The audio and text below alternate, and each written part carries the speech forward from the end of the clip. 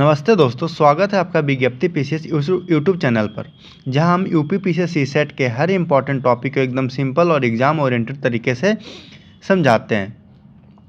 आज के वीडियो में हम कवर करने वाले हैं work and time and train and distance के previous year question from 2018 to 2024। तो चलिए स्टार्ट करते हैं। पहला प्रश्न, तो ये क्वेश्चन बोल रहा है कि 3 men और 7 women finish work in 32 days. 7 men, 5 women together will finish the twice of the work in what days? है ना, बोल रहा है कि 3 आदमी और 7 औरतें एक कार्य को 32 दिन में पूरा कर लेते हैं। 7 आदमी और 5 औरत मिलकर उसके दुगने कार्य को कितना दिन में पूरा करेंगे? इस टाइप का जब भी क्वेश्चन हो तो सबसे पहले आपको ध्यान में ये करना है कि किसी भी एक मेन को या वोमेन को किसी एक में कन्वर्ट कर देना है, यानी कि मेन को या तो वोमेन में कन्वर्ट कर देना है या तो वोमेन को मेन में कन्वर्ट कर देना है। इसमें क्या बोल रहा है कि 3 men इक्वल टू कितना है, 7 वोमेन के बराबर काम करते हैं, और काम कितना करते हैं, 32 दिन में काम कर लेते हैं। ठीक है, तो एक मेन बराबर कितना हो जाएगा, तो 7/3 वोमेन, है कि नहीं। तो यहाँ पे कितना दिया है, 7 men दिया है, तो 7 men बराबर कितना हो जाएगा, तो 7 × 7/3 वोमेन के बराबर हो जाएगा, यानी कि 49/3 वोमेन। ठीक है, ये तो हो गया। अब इसके बाद अगर बात, तो टोटल कितना दिया है, तो 7 men + 5 वोमेन दिया है, तो 7 men बराबर कितना आ गया है, 49/3 वोमेन आ गया है, और 5 वोमेन है ही। इसको हम लोग सॉल्यूशन कर लेंगे तो 49 और +15 यानी कि 64/3 वोमेन हो गया। टोटल कितना हो गया, 64/3 वोमेन हो गए, है कि नहीं। इसके बाद हम लोग फार्मूला जानते हैं कि फार्मूला जो होता है men × days equal to men 2 और डे 2, यही होता है फार्मूला। तो मेन की जगह पे हम लोग क्या ले रहे हैं, वोमेन ले रहे हैं। तो पहले कितना था, तो 7 वोमेन मिल करके 32 दिन में काम कर रहे थे, तो 7 × 32। दूसरे केस में क्या है, वोमेन निकाल लिए हैं, तो 64/3 वोमेन मिलके कितना दिन में काम करेगा, ये पूछ रहा है कि नहीं। ये 2 टाइम में कट जाएगा, ये मल्टीप्लाई हो जाएगा, ये डिवीजन में आ जाएगा। तो 7 × 3 / 2 इक्वल टू वॉट, तो 21/2 इक्वल टू वॉट, तो वॉट इक्वल टू कितना आ जाएगा, 10.5। तो 10.5 क्या, डेज आ गया। अब ये दोनों मिल करके उसी काम को, सेम काम को 10.5 डेज में कंप्लीट कर लेंगे। लेकिन यहाँ पे क्वेश्चन में ट्वाइस है कि इसका दुगना काम कितना दिन में करेगा। तो अगर सेम काम को 10.5 डेज ले रहा है तो दुगना काम को कितना लेगा, × 2, यानी कि 21 डेज हो जाएगा। ऑप्शन नंबर बी सही आंसर हो जाएगा। चलिए आगे स्टार्ट करते हैं। इस प्रश्न को देखते हैं। A plane left 30 minute later than the schedule time and in order to reach its destination 1500 kilometre away in time it has to increase its speed 250 km/h from its usual speed. The usual speed is, बोल रहा है कि एक वायुमान अपने निर्धारित समय से 30 minute देरी से उड़ता है और इसे 1500 किलोमीटर दूर अपने गंतव्य पर समय से पहुंचने के लिए अपने निर्धारित गति को 250 km/h से बढ़ाना होता है। तो निर्धारित गति पूछ रहा है, तो यूजुअल स्पीड पूछ रहा है। यूजुअल स्पीड तो x km/h मान लें, ठीक है। इसका टाइम कितना है, तो टाइम नहीं पता है ना। और t2 कितना है, t1 तो नहीं पता है ना। t2 कितना है, तो t2 जो है पहले वाले से 30 ज़्यादा हो जाएगा, 30 मिनट पहले वाले से ज़्यादा हो जाएगा, 30 मिनट, है ना, क्योंकि 30 मिनट लेट से वो किया था। तो 30 मिनट बराबर कितना हो जाएगा, 60 मिनट बराबर 1/2। ये t2 नहीं है, ये इसके और इसके बीच के डिफरेंस है। अगर इसमें देखा जाए तो क्या होता है फॉर्मूला, तो होता है टाइम इक्वल टू डिस्टेंस बटा में स्पीड। ठीक है, तो t1 कितना है हमारा, तो नहीं पता, 1500/x हो जाएगा t1, इसमें कोई दिक्कत नहीं, 1500।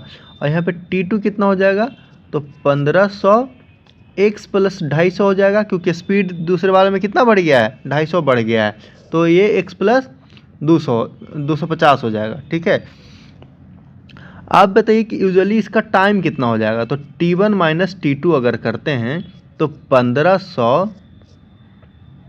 x माइनस 1500 x प्लस 250 हो जाएगा, और t1 t2 कितना हो जाएगा, 1/2 है, तो 1500 x माइनस 1500 x प्लस 250। अब इसमें हम लोग सॉल्यूशन करने के सबसे पहले क्या करेंगे कि 1500 को कॉमन ले लेंगे ताकि हमारा सॉल्यूशन जो है इजी हो जाए।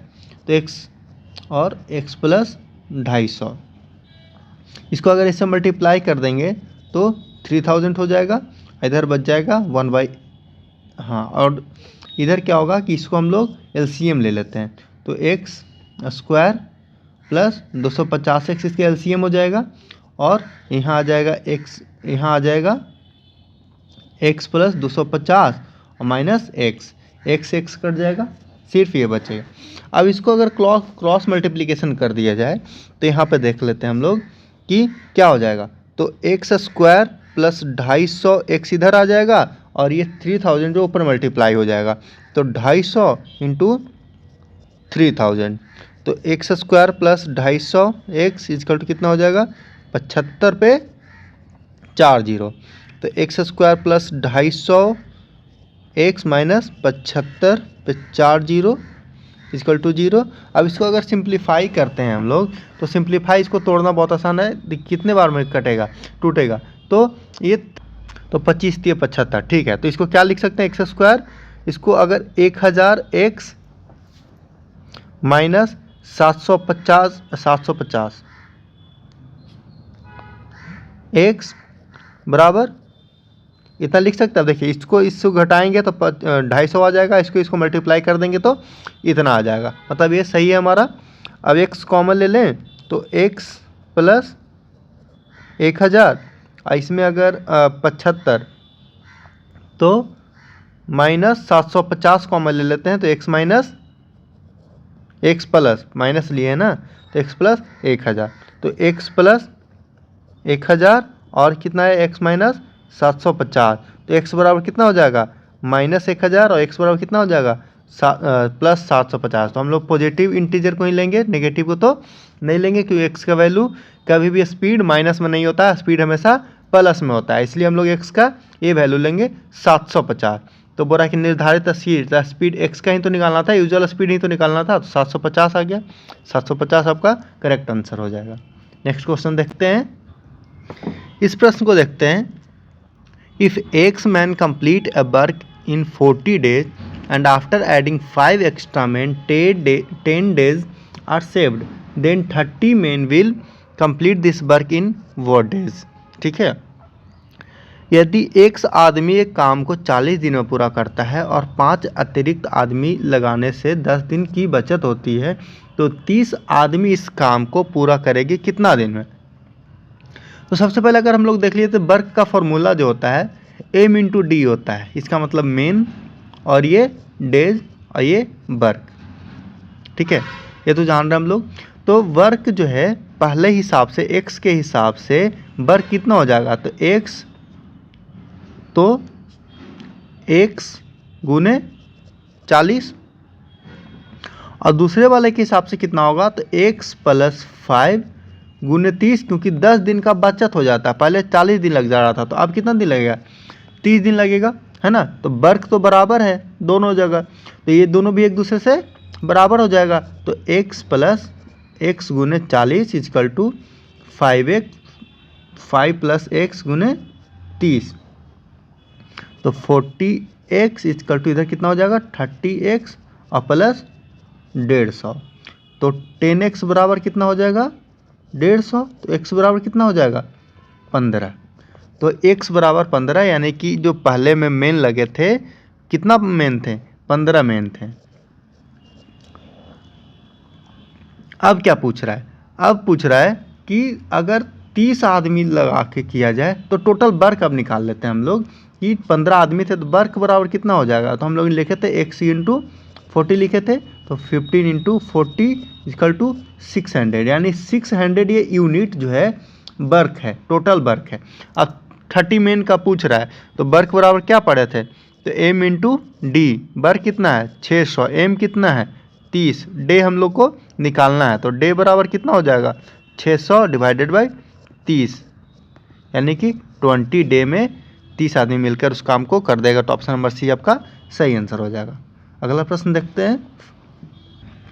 ये प्रश्न बोल रहा है a train of length 140 metre is running at a speed of 60 kilometre per hour and a cat is running at the same direction parallel to the train at the speed of 18 km per hour, then train will cross the cat। 140 metre लंबी रेलगाड़ी 60 kilometre प्रति घंटा की चाल से जा रही है और एक बिल्ली उसे उसी दिशा में रेलगाड़ी के समांतर 18 किलोमीटर प्रति घंटे की चाल से दौड़ रही है। रेलगाड़ी बिल्ली को पार कर लेगी कितने देर में, यह बोल रही है। इस केस में सबसे पहले आपको याद रखना होगा कि ये 140 मीटर दिया है ना, और यहाँ जो है 60 किलोमीटर पर आवर दिया है। तो सबसे पहले जो है आपको स्पीड का जो है यूनिट चेंज करना होगा, है ना, मतलब मीटर से किलोमीटर पर आवर से मीटर पर सेकंड में कन्वर्ट करना होगा। इसको कन्वर्ट करने का जो सही तरीका है तो 60 इंटू 5/18 से मल्टीप्लाई करते हैं। अब 5/18 और 18/5 में बहुत कन्फ्यूज़न होता है, तो इसके लिए सिंपल सा है कि अगर किलोमीटर में है और मीटर में कन्वर्ट करना है, यानी कि बड़े यूनिट से छोटे यूनिट में कन्वर्ट करना है तो छोटे से मल्टीप्लाई करना है। अगर मीटर को किलोमीटर में कन्वर्ट करना है, यानी कि छोटे यूनिट से बड़े यूनिट में जाना है, तो बड़ा से मल्टीप्लाई करना है। सिंपल सा बस इतना ही है। तो इसको मल्टीप्लाई करेंगे तो 6 3 10, यानी कि 50/3 मीटर पर सेकंड आ जाएगा। ये तो ट्रेन का स्पीड हुआ। और उसी तरह अगर कैट का स्पीड देख लिया जाए तो कैट का स्पीड कितना होगा, तो 18 किलोमीटर पर आवर दिया है, तो 18 गुना 5/18 यानी कि कट जाएगा तो 5 मीटर पर सेकंड हो जाएगा। अब बोल रहा है कि उसको क्रॉस करने में कितना टाइम लगेगा, तो कैट का तो कोई लेंथ है नहीं, ट्रेन का लेंथ 140 मीटर है, लेकिन कैट का तो कोई लेंथ है नहीं, तो इसके लिए रिलेटिव स्पीड निकालते हैं। रिलेटिव स्पीड कैसे निकालते हैं, तो दोनों का जो स्पीड है उसको माइनस कर देते हैं, तो speed of train minus speed of cat minus कर देते हैं। तो स्पीड ऑफ ट्रेन कितना है, तो 50/3 और कैट का कितना स्पीड है, तो 5, तो निकाल देंगे 350 माइनस 15 इक्वल टू 35/3 मीटर पर सेकेंड। ये जो है रिलेटिव स्पीड निकल गया दोनों का। अब कुछ नहीं करना, स्पीड का डिस्टेंस टाइम का फॉर्मूला लगा देना है। टाइम इक्वल टू क्या होता है, तो डिस्टेंस बटा में रिलेटिव स्पीड। डिस्टेंस कितना है 140 है और रिलेटिव स्पीड कितना है 35/3 है। तो इसको कैसे कर सकते हैं, तो 140 गुने 3/35, 7 5 7 2 5 4, यानी कितना आ गया टोटल 12 सेकेंड आपका राइट आंसर हो जाएगा, यानी कि ऑप्शन नंबर सी। नेक्स्ट प्रश्न देखते हैं। इस प्रश्न को देखते हैं। The work capacity of A is 3 times more than of B. Both of them together can complete a work in 15 days। In how many days will A alone work the complete the work. A में कार्य करने की क्षमता B से 3 गुना अधिक है। यदि दोनों मिलकर एक काम को 15 दिन में पूरा कर सकते हैं, ए अकेले उस कार्य को कितने दिन में पूरा करेगा। तो इसमें देख रहा है कि ए का जो वर्क कैपेसिटी है वो बी से 3 गुना ज़्यादा है। तो मतलब कि वर्क कैपेसिटी ऑफ ए जो है वो बी के वर्क कैपेसिटी ऑफ बी के 3 गुना के बराबर है। अगर इसको अगर वो करें तो हम लोग इक्वल कर देंगे, तो work capacity of A is 3 times more than work capacity of B है। ठीक है, तो ये कर लेंगे। तो ये तो हो गया कि वर्क ऑफ ए बराबर कितना आ गया, तो 3 वर्क ऑफ बी आ गया, 3 वर्क ऑफ बी आ गया, है ना। अब इसके बाद बोल रहा है कि दोनों मिलकर 15 दिन में काम कर लेते हैं, यानी कि वर्क अगर ए प्लस बी दोनों मिलकर काम करता है तो वर्क ए प्लस वर्क बी दोनों मिलकर काम करता है, तो वो 15 दिन में काम कर लेता है। मतलब अपने काम का कितना परसेंट कि 1/15 भाग काम कर लेता है, 15 दिन में काम कर लेता है। तो W A plus W B का बात किया जाए तो 1/15 हो जाएगा। अब हम लोग को डब्ल्यू ए का वैल्यू जो है पहले से दे दिया है कि 3WB है, और डब्ल्यू बी यहाँ पर दिया है 1/15। ठीक है, तो ये टोटल कितना हो जाएगा 4WB बराबर 1/15, यानी कि WB बराबर कितना हो जाएगा तो 1/60। यानी कि जो B का जो वर्क है, B अकेले उस काम को कितना दिन में कर सकता है तो 60 दिन में कर सकता है। तो पूछ रहा है कि A अकेले उस दिन का उसको कितना टाइम में काम करेगा। तो यहाँ पे हम लोग देखे थे, इक्वेशन लिखे थे कि WA = 3WB लिखे थे। तो WA बराबर कितना हो जाएगा तो 3 × WB कितना है तो 1/60 है, 1/60 यानी कि 20। तो WA बराबर कितना हो जाएगा 1/20, मतलब कि A जो है उस पूरे काम को कितने दिन में कंप्लीट करेगा तो 20 डे में कंप्लीट करेगा। तो इसका 20 आपका सही आंसर हो जाएगा सी। नेक्स्ट प्रश्न देखते हैं। इसको उसमें बोल रहा है कि a man cover half of his journey at a speed of 6 km/h and remaining half of A half at the speed of 3 km/h, his average speed is. एक आदमी अपने आधी यात्रा 6 किलोमीटर प्रति घंटा की चाल से और शेष आधे घंटा 3 किलोमीटर प्रति घंटा की चाल से तय करता है, उसकी औसत गति क्या है। तो सबसे पहले बता दो एवरेज स्पीड का एक फॉर्मूला होता है,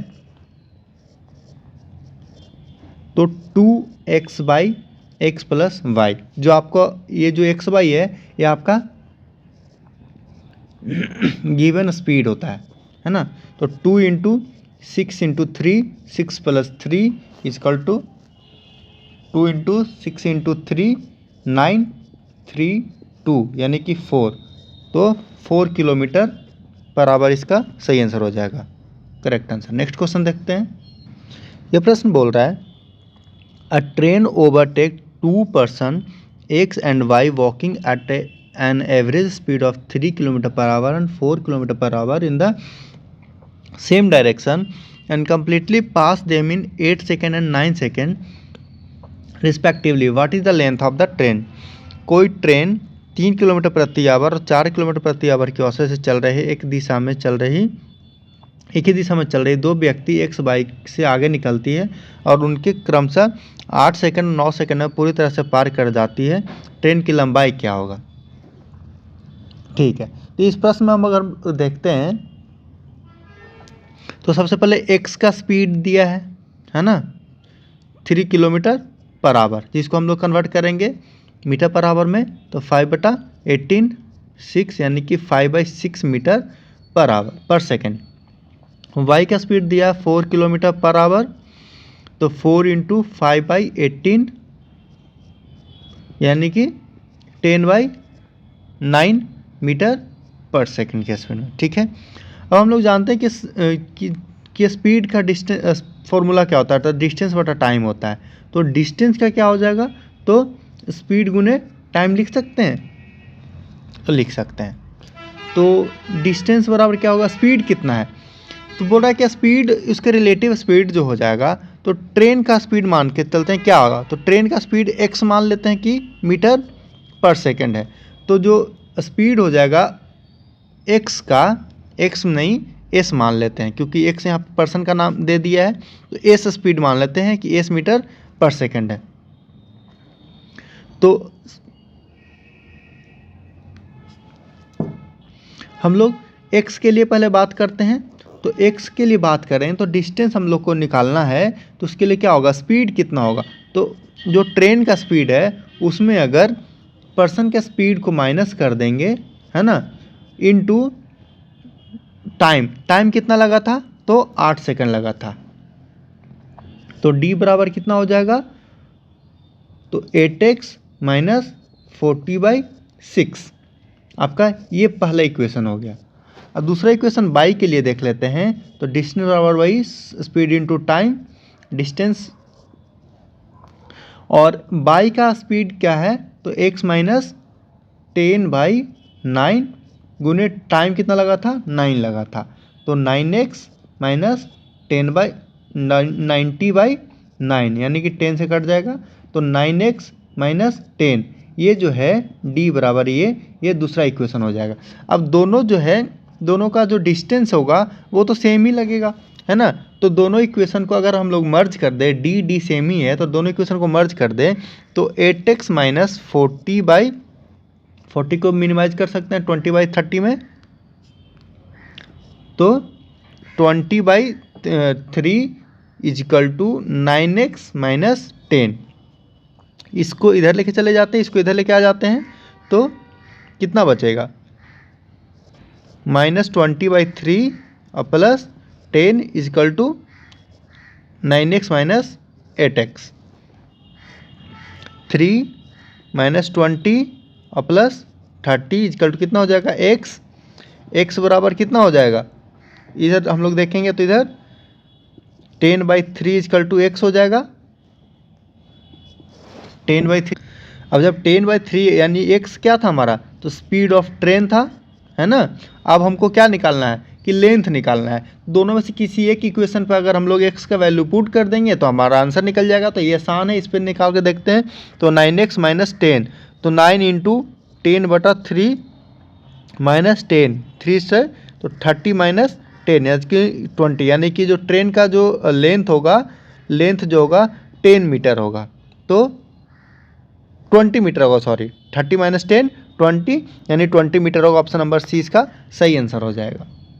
आगे प्रश्न देखते हैं। बस इतना ही पे ख़त्म हो गया। थैंक यू, सब्सक्राइब कीजिए, करना मत भूलिएगा। धन्यवाद।